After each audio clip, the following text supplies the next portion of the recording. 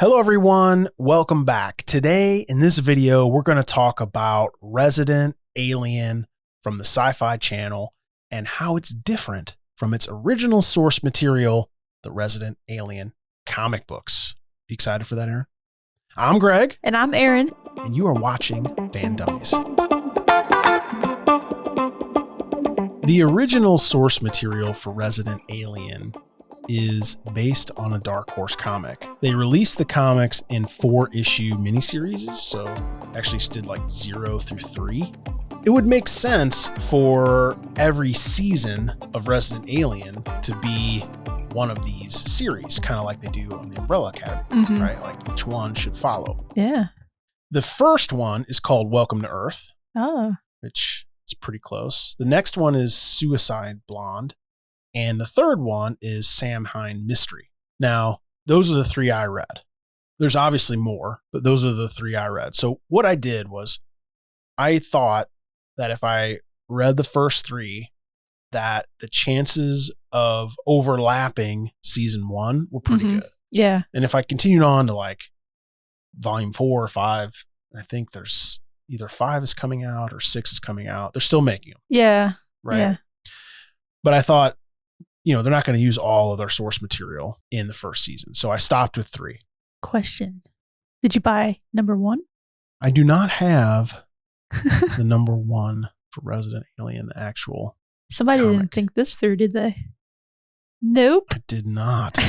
It did not. Man. Greg's like, stop, I need to go buy it. Stop the recording. Before everyone else goes and buys it. Well, here's the thing about it. I don't really foresee the comics actually like getting super huge. Might. I don't know. But you're right. I didn't even think of getting the comic, and I don't know why. Now I read the comics. I didn't even think of owning or the desire to own the very first one. Like well, I now would you for do. everything else. Maybe. A little bit. We'll see. Greg is going to share with us some differences between the comic and the show. So far, the comics don't hardly match up. Only a few details are the same, he says. Yeah, so what I thought I would do is I'm just going to kind of give you my top 5 because we've only seen 1 episode. So I'm sure this list is going to get humongous. Yeah. But I thought there was a couple interesting differences that people might like. So number 5, he didn't kill the doctor. What? Harry Vanderspiegel is created by the alien. It's a fake identity. His whole goal was to create a fake identity and rent a cabin and just kind of hide away in a secluded area while he waited for rescue from his people. Did he bring down dollars from outer space? No, but he's in the comic. He's just really, really smart. And he was able to like hack the ATMs and get some money. Then he counterfeit money for a while. In the comics? In the comics. Wow. Because he was able to completely duplicate it perfectly. So it really wasn't you couldn't tell which one was the original and which one was the counterfeit. So he duplicated the money. Then he uses his counterfeit money to go to Vegas. And because he has this kind of psychic powers, he's able to win like millions of dollars at the casinos.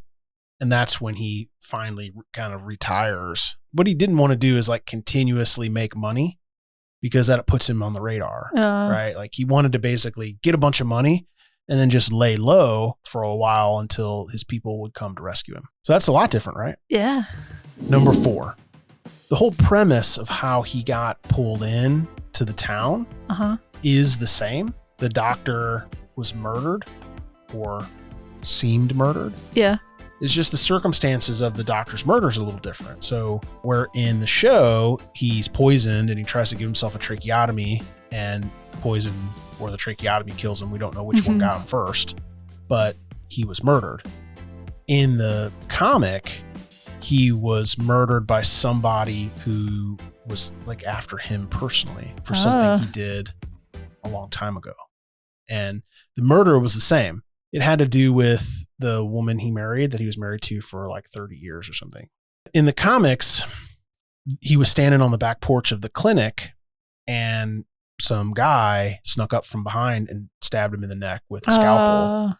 and then stole a bunch of medicine to make it seem like a robbery. And of course, the small town sheriff and the mayor or whatever is like, oh, it's robbery because we have some deadbeats that live in town. So they went and arrested a deadbeat. And because Harry's psychic power, he could see that the guy didn't do it. So that's what started the mystery. Okay, cool. Which is kind of fun. Yeah. Are the comics more mystery? I'll get there. Just hold your horses. I'm not looking at the list. Hold I'm your going to be horses. surprised. All right. Hey.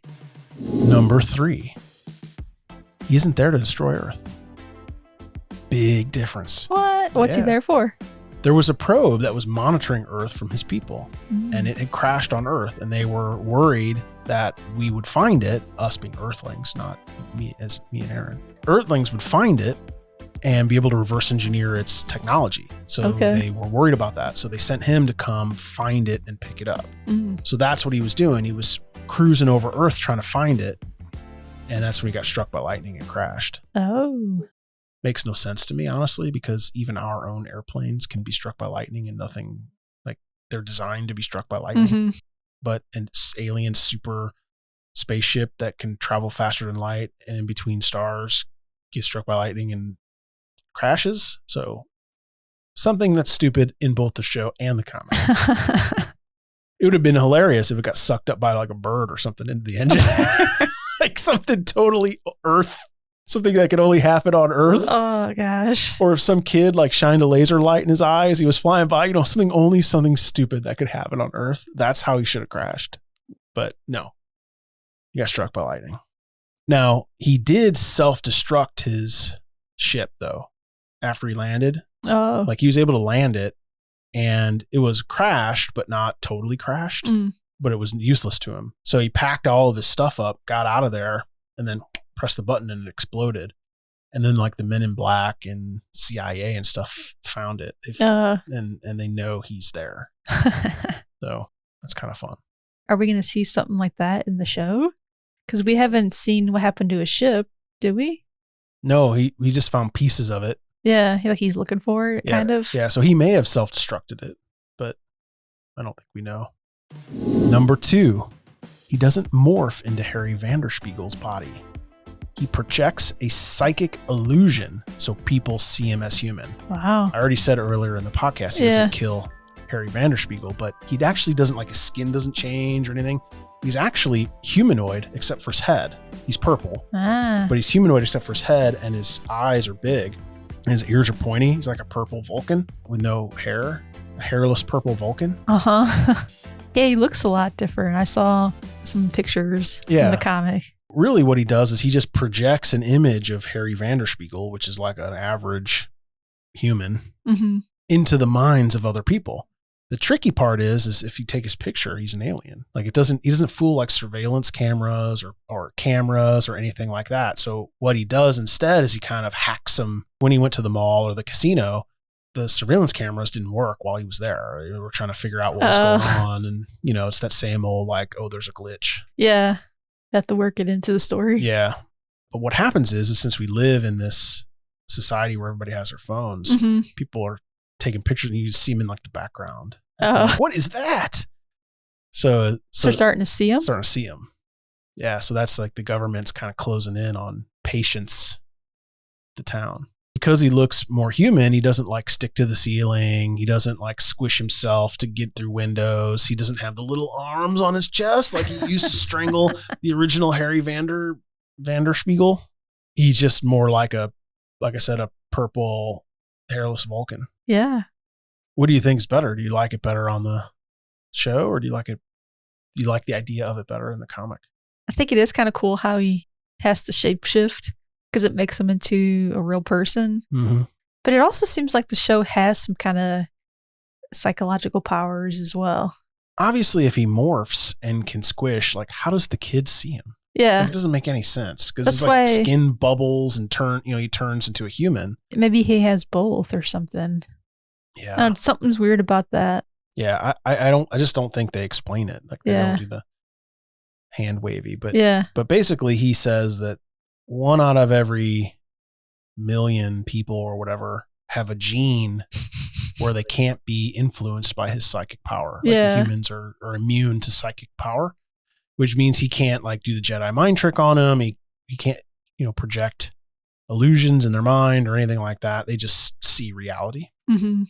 And the number one way the show is different from the Resident Alien comic book. The comic book is not a comedy. It's a mystery. Oh. And every miniseries is a mystery. So that's why when I said Welcome to Earth, Suicide Blonde, Sam Hine mystery, like the Welcome to Earth was a story arc. Mm-hmm. The Suicide Blonde was a blonde woman that had committed suicide.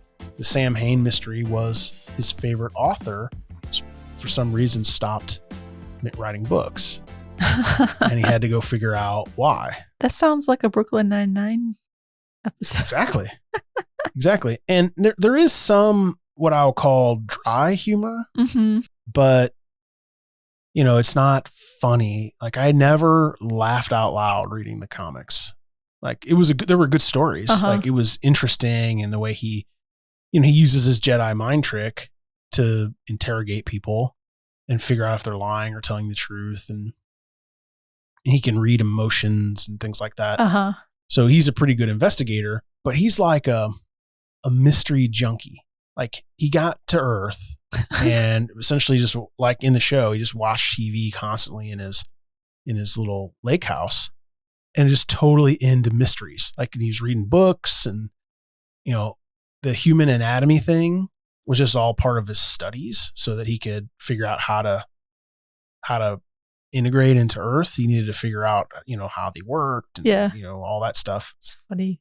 Do you think he has a mystery podcast where he talks about his favorite shows and books? Yeah, I think so. It's probably called the Harry Vanderspiegel Beagle. Harry Reviews Mystery? I mean, that sounds like the most obvious one. Yeah, maybe Harry Reviews Mystery. I mean, it would be a good podcast and a good YouTube channel. That's for sure. I did mention in one of the previous segments that I enjoy the show better than the comic. The comic is binge worthy. I read all 12 of these comic books in a single sitting, I think. Yeah, you run them really fast. They're basic. They're just kind of basic. Mm-hmm. But they're good. Like it's interesting. This show is a lot more complex because Harry is nowhere near ready to integrate with humans. And that's what makes it funny.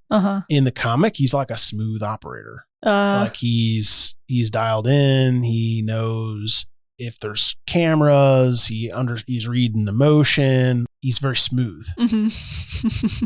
But he also really likes being around people. So, he likes being a doctor, which he didn't think he would. He was there to help. And then he's like, yeah, I think I like this. Like, it's really weird. I never really thought I would, but I think I like it. And he even like orchestrated, they were going to replace him. Like he was just doing them a favor. Yeah.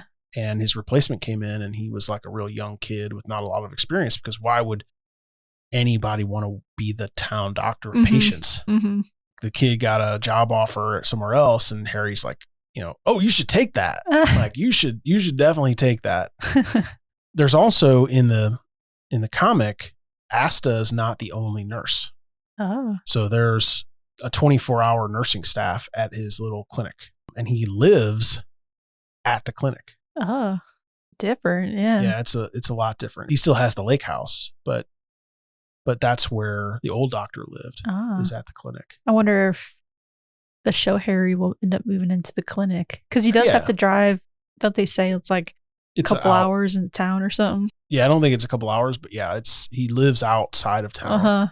In the comics, the clinic is just like a house that was converted into a clinic. So, it makes sense. It's not in like an old building. No. Anything else you want to know about the comics versus the show?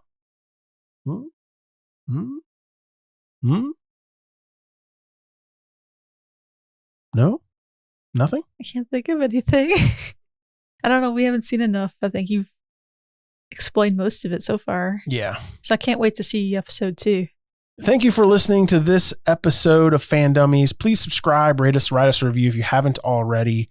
As always, links to our Patreon, our Facebook group, and our merch store are in the description below, in the show notes, in the area below, in the lower section. I think they get it. If you want to reach out, we are at Fan Dummies on all social media. You might, talk to Erin or me once in a while. It'd be fun. Say hey. Say hey. Hey.